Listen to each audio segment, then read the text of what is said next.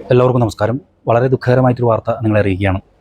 Vote ചെയ്യാൻ പോയിട്ട് ഭാര്യയും ഭർത്താവും കൂടി തിരിച്ച് വീട്ടിലേക്ക് വരുന്ന സമയത്തുണ്ടായ വാഹനാപകടത്തിൽ ഭർത്താവ് മരണപ്പെട്ടിരിക്കുന്ന വാർത്തയാണ് നിങ്ങളെ അറിയിക്കുന്നത്.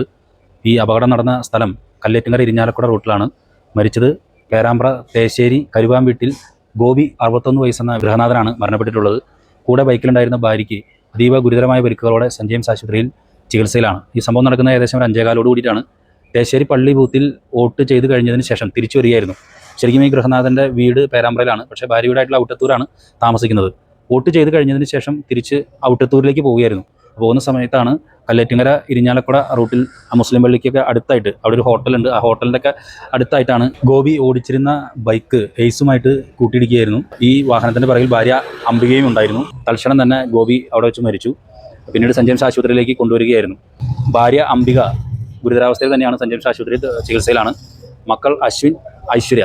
ഈ ഗോപി ഇവിടെ അഷ്ടമിച്ചിറ അടുത്തൊരു ഓട്ട് കമ്പനിയിൽ ജോലി ചെയ്യുന്ന വ്യക്തിയാണ്. മക്കൾ പഠിച്ചുകൊണ്ടിരിക്കുന്നു. എന്തായിരുന്നാലും വളരെ ദുഃഖകരമായ വാർത്ത. വോട്ട് ചെയ്ത് കഴിഞ്ഞിട്ട് തിരിച്ച് വീട്ടിലേക്ക് പോകുന്ന സമയത്താണ് മരണത്തിൻ്റെ രൂപത്തിൽ മരണം പതിയിരുന്നത്. ആദരാഞ്ജലികൾ.